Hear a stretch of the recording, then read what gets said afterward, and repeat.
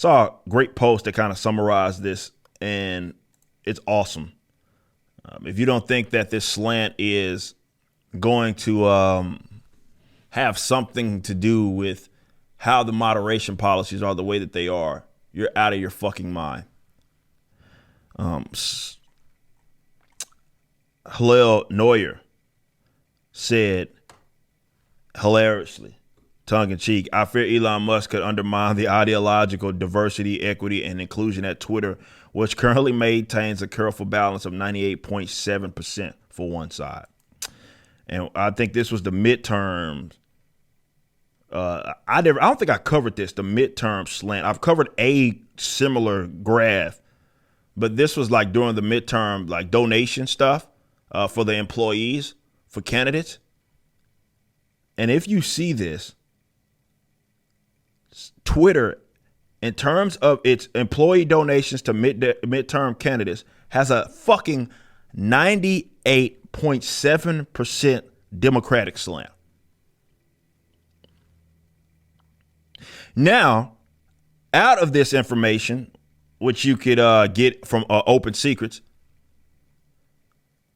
it was still slanted towards the left or farther left more, even with though it was less than this, because this is like damn near exclusively one way. It was more closer to 60%, let's say that, something like that, for like the actual company donations. But if you don't think this has anything to do with the moderation approach, you're out of your mind. Nowadays, people can't keep their politics to themselves at all. It's not taboo anymore to talk about this stuff publicly. Everybody talks about it openly. So, yeah, of course, this is going to impact how they view certain things. Their hiring practices, or rather the people that work for them, are a bunch of raging leftists. If you don't think that they would use this platform to punish their political enemies, you're out of your mind. You're being disingenuous. And of course, if you're a leftist, yeah, it's not a problem. You see something like this and you like to ignore it, but it's not a problem because you're not the one being ideological or being punished. You're not the one that has to walk on eggshells being on these platforms. It's everybody else. You're already a leftist. Oh, what? You said Black Lives Matter. Oh, yeah, bro. Yeah, you're surely going to get some algorithmic change because you said that. You're going to get really punished. You're a threat to be banned because you said, I stand with Ukraine. Or you said, Black Lives Matter or whatever fucking hoopla shit that's happening at the same time. Yeah, you're really going out there on a limb, bro, by doing that. Just so happens to be that this slant, you look at the moderation policies of the last couple of years, few years more so, definitely as it pertains to COVID.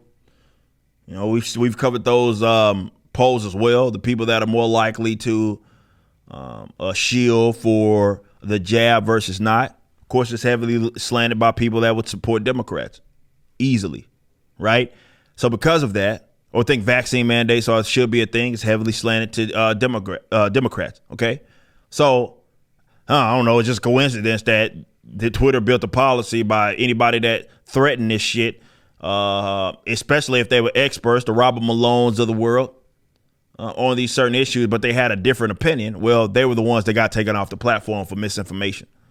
Or they said something that was true, you can't deny it, but because it made it look bad, like you talked about blood clots or something like that, because it made it look bad, then all of a sudden you are, they got to put like this tag on your post, and it says, this is misleading, right?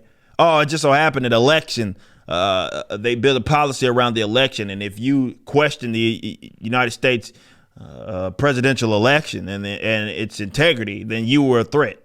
And you were getting removed from the platform. It just so happened that the Democrats benefited from that. All that shit is coincidence, and it has nothing to do with this. And again, like I said, you're looking at it, the actual post. This is coming from the Center for Responsive Politics. And this includes also contributions to individual candidates of 200 or more per campaign. And this is based on FEC data that was received. And you're looking at this data And Netflix, 99.6% in terms of their employee donations. Twitter's 98.7%. Or the other social media sites, Facebook, 94.5%.